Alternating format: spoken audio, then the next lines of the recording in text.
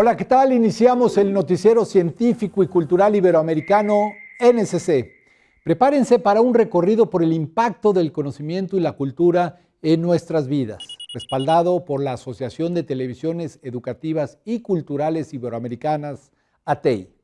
Esto es lo más relevante de la ciencia y la cultura en Iberoamérica. El carismático oso de antifaz o andino ha resultado elusivo para la ciencia.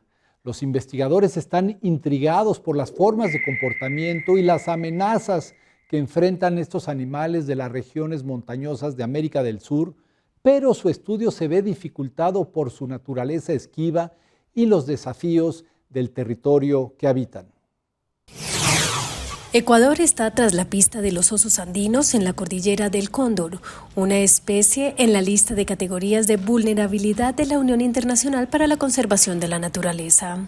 Estos osos también son conocidos como osos de anteojos por las marcas claras que presentan algunos individuos alrededor de sus ojos.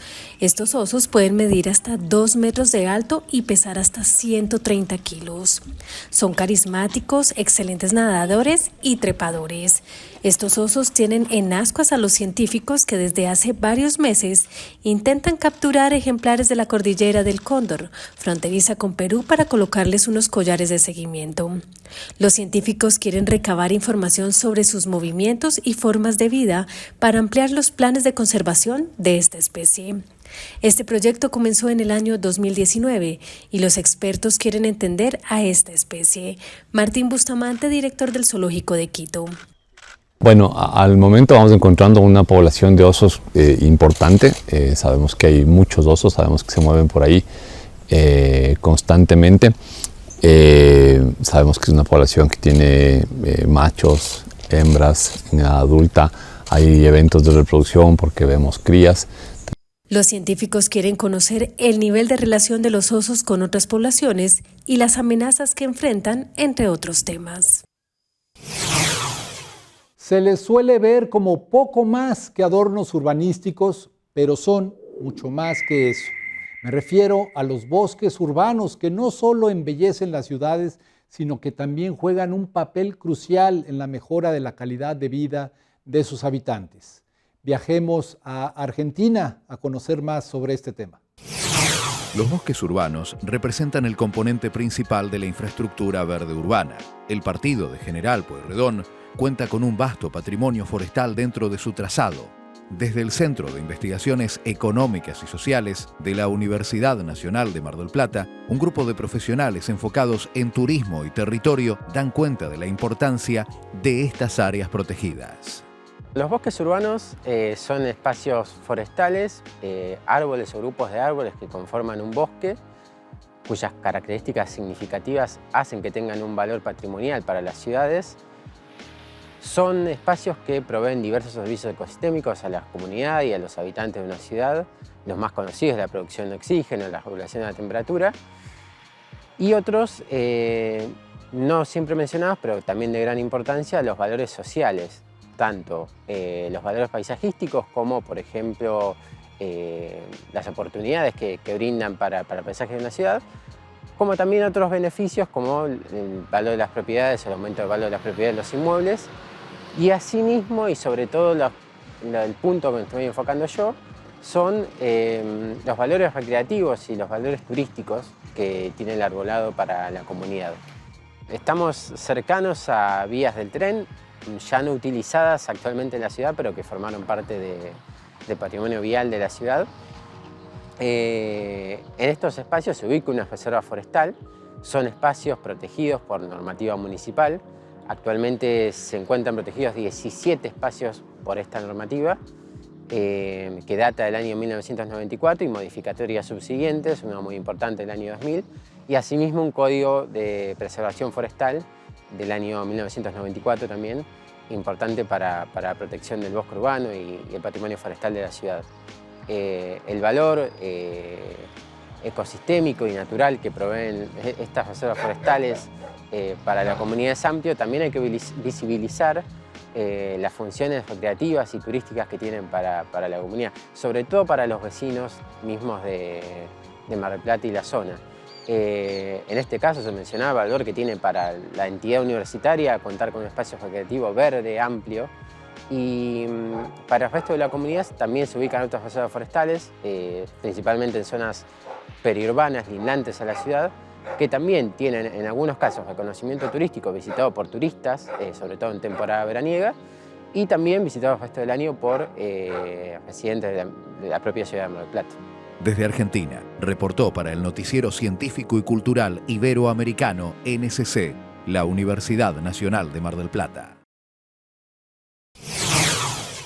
Las propiedades físicas y químicas del agua, como la turbidez, los sólidos solubles e insolubles, el color, el olor, el sabor, la temperatura o el pH, requieren ser conocidos para cuidar su calidad, lo que a su vez impacta en la salud humana. De ahí la importancia de esta línea de investigación científica que se lleva a cabo en la Universidad Autónoma del Estado de México. Mi nombre es Rosa María Fuentes Rivas, soy ingeniero químico, egresada de la Facultad de Química de nuestra universidad. Tengo 15 años ya de antigüedad en la universidad. Mi línea de investigación es la hidrogeoquímica. Principalmente analizo las características físico-químicas del agua, la interacción que tiene el agua con la roca, cómo se pueden transportar los contaminantes hacia el acuífero, cómo los podemos de alguna manera proteger. El recurso hídrico tenemos que abordar tres fases, la fase sólida, la fase aérea de gas y la fase líquida. Todas estas tres áreas interactúan entre sí. Tendríamos que saber qué tiene el agua, sobre todo porque las características físico-químicas, es decir, la disolución de algunos minerales, son benéficos para nuestro organismo. Esta incorporación de minerales va a enriquecer o le va a dar una característica química al agua, y estas características físicas y químicas, al momento que nosotros consumimos agua, pues va a traer un beneficio a nosotros. Cuando no tenemos minerales, pues entonces ahí sí tendríamos que preocuparnos porque no estamos recibiendo minerales del recurso hídrico. Pero también, por otro lado, si existen otros elementos que no son mismos de la geología, que se incorporan por otras fuentes, entonces podríamos tener ahí quizá un riesgo o una amenaza. En la geología tenemos minerales que algunos pueden incorporarse al agua y que pueden perjudicar la salud. El agua para nosotros es vida, todos somos agua, somos más del 70% de nuestro cuerpo es agua. Yo como investigador, cuando estoy frente a grupo, trato de llevarles el conocimiento muy aterrizado. Sembremos esa semillita de curiosidad con los alumnos para que puedan involucrarse y saber investigar. Me gusta lo que hago, siempre busco el beneficio a la sociedad. Somos UAMX. La industria del transporte es responsable de casi un cuarto de las emisiones globales de CO2 relacionadas con la energía. De ahí la importancia de iniciativas que buscan alternativas sostenibles. En este contexto, la Universidad Politécnica de Valencia ha dado un paso significativo subrayando su compromiso con el desarrollo tecnológico y la innovación. La Universidad Politécnica de Valencia sigue a la vanguardia en la lucha por conseguir una movilidad cada vez más sostenible. En esa línea, su instituto CMT Clean Mobility and Thermofluids ha inaugurado su nuevo edificio de investigación en sistemas propulsivos. 4.000 metros cuadrados, con un innovador túnel de viento y salas de ensayo dedicadas al vehículo eléctrico, las pilas de combustible, motores alimentados con hidrógeno o la combustión en aeroreactores, que responden al interés especial por nuevas líneas de investigación derivado del Pacto Verde Europeo y los Objetivos de Desarrollo Sostenible de la Agenda 2030. Este laboratorio lo que tiene son muchas instalaciones que están relacionadas precisamente con estas nuevas tecnologías. Estamos hablando de hibridación, estamos hablando de propulsión puramente eléctrica, estamos hablando de los problemas que aparecen desde el punto de vista de gestión térmica o de abuso en baterías, estamos hablando de nuevos combustibles que son neutros en carbono, como podría ser el hidrógeno, como podrían ser los biocombustibles, como podrían ser los e-combustibles, etc. El acto de presentación de las nuevas instalaciones ha contado con la presencia de un auténtico gurú de la transición energética, Alain Raposo, impulsor del desarrollo de productos y nuevos procesos para la evolución de las baterías en ACC, la alianza comercial de Mercedes, Stellantis y Total. En realidad las baterías están aumentando su energía y su densidad energética de unos 10 a 15% cada 2 a 3 años. Y pues se ven llegar unos límites con los electrolitos líquidos que están alrededor de unos 700 watt-hours por litro, y se espera que más o menos entre 2028 y 2030 se pase a lo que es la nueva generación de baterías en solid state con electrolito sólido, que va a permitir aumentar y seguir aumentando la densidad energética. Eso va a permitir al cliente de conducir más kilómetros en eléctrico con el mismo volumen de batería en su coche. Con estas nuevas instalaciones, el CMT y la UPV pretenden seguir siendo referentes para los sectores industriales de la automoción, aeroespacial, ferrovial y marítimo, y continuar aportando a la sociedad su capacidad para innovar y transferir todos sus avances al sector productivo. La demanda creciente de vehículos eléctricos está generando un impacto en el mercado de los metales raros, lo que ha llevado a un aumento en la exploración y extracción de estos recursos. El cobalto, el níquel, el litio, el aluminio, el manganeso y las tierras raras son bienes que podrían ser cada vez más cotizados.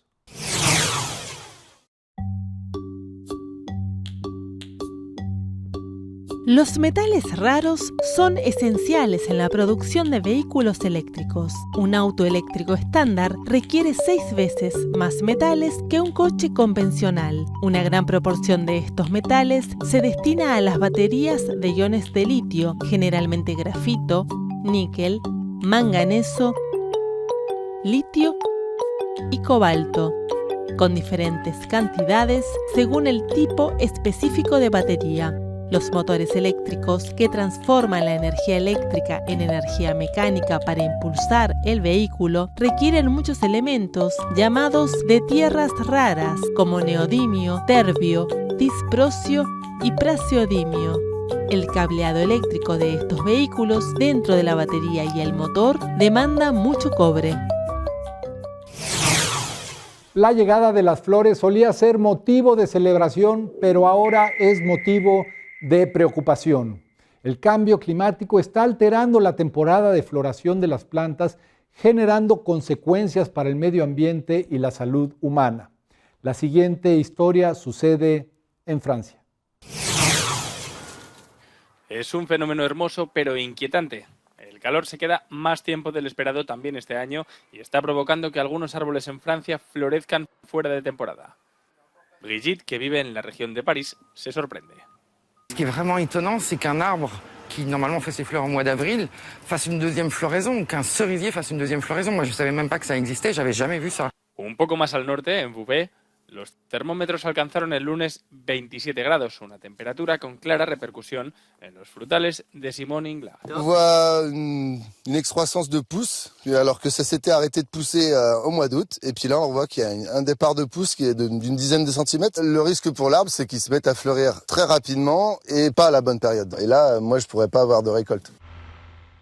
El cambio climático y el calor cada vez más habitual en octubre también preocupan a los productores de vino.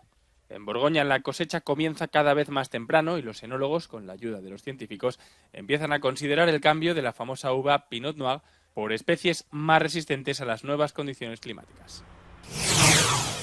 La Amazonía está experimentando una estación seca más larga y dura de lo normal, con los cauces de los ríos en niveles históricamente bajos, muy cerca de los peores registrados en 2010. ¿A qué se debe esta situación? La severa sequía que enfrenta la Amazonía brasileña, con una disminución del caudal del río Amazonas y sus afluentes a mínimos históricos, afecta ya a 633.000 personas y 62 ciudades. El Boletín Diario de la Defensa Civil del Estado de Amazonas indicó que la sequía mantiene a 59 ciudades en situación de emergencia, a una en alerta y a otras 2 en proceso de normalización, con 151.000 familias afectadas, que equivale a 633.000 personas. A pesar de la reducción de los focos de incendios, la sequía y la deforestación continúan provocándolos, como el de gran proporción en el municipio de Careiro y que obligó al desplazamiento de bomberos para contenerlo. En medio de una de las peores sequías que se recuerdan en la región, el Río Negro, el afluente del Amazonas que baña a Manaos, registró esta semana su menor nivel histórico desde que empezó el monitoreo en 1902. ¿Es posible cambiar las narrativas históricas que nos han enseñado? Para el escritor Felipe Arias, sí. De ahí su obra Otra historia de Colombia, donde cuestiona los relatos desde el poder y plantea una mirada que establezca relaciones con una realidad más cotidiana y cercana a la gente. NSC conversó con él. Mi nombre es Felipe Arias Escobar, soy historiador. Actualmente soy investigador de Señal Memoria, el archivo del Sistema de Medios Públicos, y escribí el libro Otra historia de Colombia.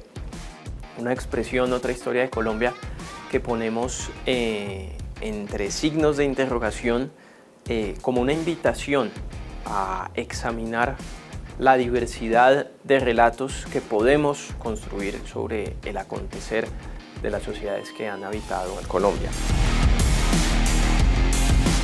Otra historia de Colombia es un libro breve, 250 páginas más o menos, en la que busca narrar una historia de siglos, de diversidad cultural y de millones de hombres y mujeres que han vivido la experiencia de habitar el territorio que hoy identificamos como Colombia. Es una mirada que, a pesar de la brevedad, busca explorar de la forma más diversa posible el acontecer de estas sociedades a partir de 12 episodios. 12 episodios que narran desde el periodo prehispánico hasta el presente formas de relacionar ese pasado con la Colombia del siglo XXI.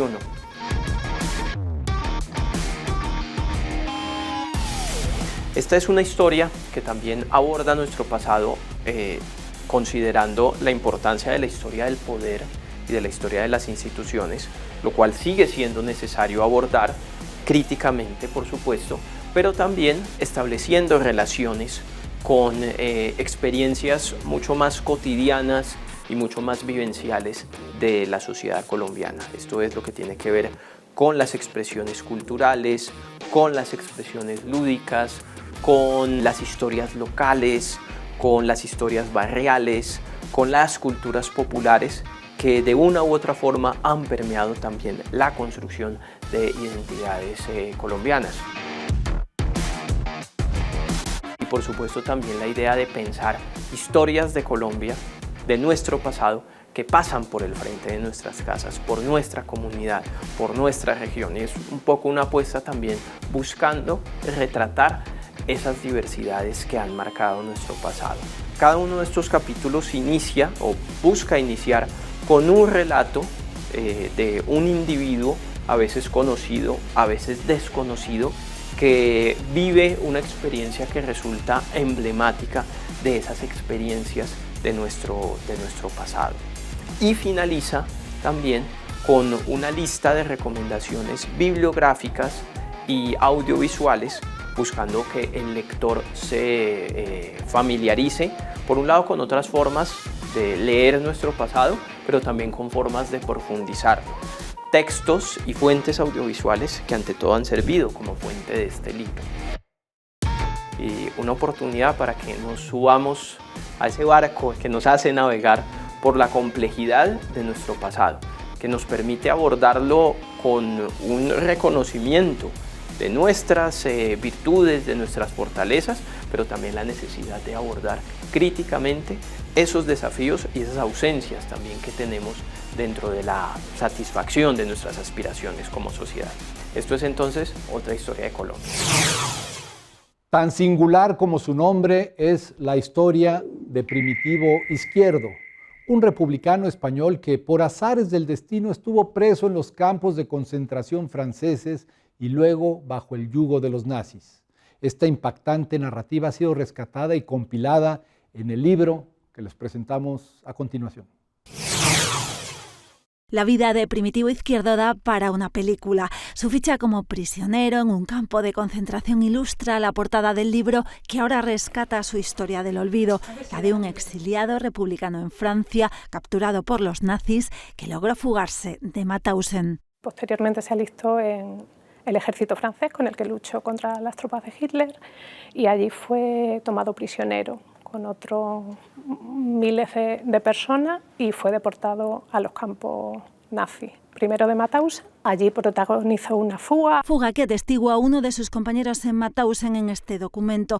Aquí empezaba nuestra vida de fugitivos, como conejos salvajes. Uno de los muchos rastreados por esta investigadora para averiguar que este placentino, nacido en la Calle del Sol, fue después liberado de otro campo, el de Dachau, cuando tenía 35 años. Sobrevivió a la liberación en abril de 1945 por las tropas norteamericanas del campo de Dachau. Lo cierto es que después de esa fecha no existe ningún documento sobre él. Un último cabo suelto para una historia que esta investigadora placentina ha tardado 13 años en reconstruir y que hasta desconocía a la familia de Primitivo. No sabían nada, pensaban que su familiar había fallecido durante la Guerra Civil. Un libro que abre una puerta más a la memoria de los 9.000 deportados españoles en los campos de concentración nazis. El rol de la mujer en la era del posconflicto en Colombia es fundamental porque refleja la incansable lucha por la paz y la solidaridad con las mujeres que hoy sufren las guerras. Así se vivió el evento Cuando las aguas se juntan, donde se escuchó alto la voz de las colombianas. En la franja Narrativas de Mujeres Cuando las aguas se juntan, hecho en colaboración con ONU Mujeres y la Embajada de Suecia, se hace un acercamiento juvenil y crítico sobre el rol de la mujer en la música y su influencia para explorar temas del posconflicto. Las mujeres son quienes construyen un nuevo imaginario, una nueva manera, quienes ayudan en los procesos del perdón, de la verdad, de encontrar la verdad desde otro lugar que no es solamente la necesidad de confrontar, sino de sanar. Y marañas buscando desconocido. La historia central del conversatorio es la vida de Isabel Ramírez, mejor conocida como La Muchacha, ya que sus canciones son elementos claves para discutir diferentes causas como el feminismo, la diversidad y la exploración de nuevas perspectivas. Un espacio para las voces de las mujeres que están en la creación, en la escritura, en el arte, en la música. Acabamos de tener la oportunidad de estar con La Muchacha, conociendo más de su trayectoria, de su manera de ver el mundo. Y creemos que estos espacios son muy importantes porque durante mucho tiempo, muchas veces la reflexión en torno a la mujer ha sido desde la víctima. Y el sepulcro está silente, reposando en la montaña. Ya empezó la carranga, fiesta del sepulturero. En este espacio se trajo a la luz las influencias de Totola Momposina, Petrona Martínez y Soledad Bravo como compositoras que inspiraron la música de La Muchacha a crear un género de música contestatario e incómodo desde la mirada de la mujer. Muchas gracias por acompañarnos en el noticiero científico y cultural iberoamericano NSC. Agradecemos a los socios de ATEI que a través de sus plataformas hagan posible este noticiero, al igual que a las agencias informativas AFP, EFE, Xinhua, Euronews y Deutsche Welle. Soy Iván Carrillo, los invito a visitar nuestra página noticiasnsc.com y a utilizar nuestra aplicación. La próxima emisión, más información científica y cultural.